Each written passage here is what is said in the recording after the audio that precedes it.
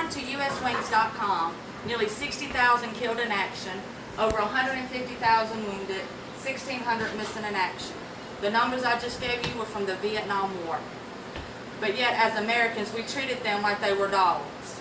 They fought along with other veterans from other wars to give the American people the right to protest and treat people in unspeakable ways. But yet, they get no respect. Instead, they get treated like monsters. Good evening, ladies and gentlemen. My name is Amanda Greer, and I'm here today to pay tribute to the Vietnam veterans who should have received this when they returned home. I believe Zach Wamp said it better with this quote: "Thank you for the sacrifice you and your families are making. Our Vietnam veterans have taught us that no matter what the positions may be on policy, as Americans and patriots, we must support all of our soldiers with our thoughts and prayers." The Vietnam War will always live in the history books. But for the Vietnam veterans who lived the war, their sacrifice, homecoming, and how they are honored today will always be carried with them. Now let me tell you a little bit about these amazing soldiers. When we see a Vietnam veteran, we always say thank you for your sacrifice. But we are just saying words, because unless you have been to war, you really do not know what they have sacrificed. These brave men and women left home to go and fight a war that was hated and protested against. They were caught in a crossfire at home as well as in the combat zone. Most of them were only 19 when they signed up, or even when they were drafted. They sacrificed their home life for a life of service to our country. They sacrificed leaving behind family and friends for a place they had no idea about or how to fight the enemy. With this being said, most of them paid the ultimate sacrifice, their life. Most of the Vietnam veterans come home not the same person as they were when they left. Most of the returning veterans now suffer from mental and physical illness. These soldiers sacrificed a little bit of themselves for this country. Who judged them? It took my generation to attempt to make amends for how they were treated and when they returned home. And for that, I am sorry to all of you. These soldiers lived a life of living hell in return for their and their family's sacrifice. They lost so much for doing something that should have made them heroes in the eyes of every American, but instead they were shunned and called hurtful and uncalled for names. The Vietnam War was the first war to have ever been publicized and shown on TV.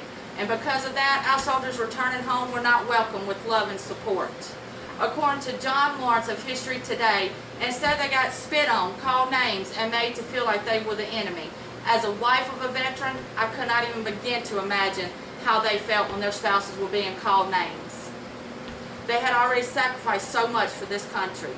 The ones who lost their life did not have a procession waiting on them. Instead, their funerals got protested, just like what Westboro Baptist Church does now.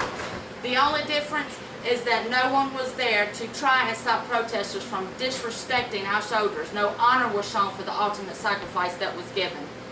Why has it taken us almost 50 years for these veterans to get the recognition that they should have received the day their boots touched American soil? Today, you are constantly hearing about the Vietnam veterans being recognized at many events. We have the Vietnam Wall. We also have a traveling wall of the Vietnam Memorial. I had the chance to talk to some veterans in my life, and they all say the same thing. When it comes to places throwing them a welcome home event, it's a little too late, but thank you anyway. I agree with them. It is a little too late. But if somehow we could change back time and go back then, I hope that their homecoming would be different. I would like to conclude with these remarks. As you can see, these brave men and women did live a life of hell, but they all seemed to manage in their own way. Thank God that some of them had families to return to, but not all were so lucky. When some of them returned home, they were pushed aside by their family. Wives were leaving their husbands because they couldn't deal with the fact that their husband had come back different. Some who were injured or lost limbs were afraid to return home because they felt like they would be a burden to their family.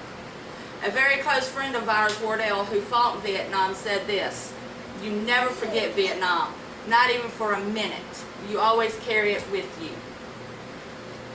The Vietnam War will always live in the history books. But for these veterans, the war, who lived the war, their sacrifice, homecoming, and how they are honored today will always live in their hearts.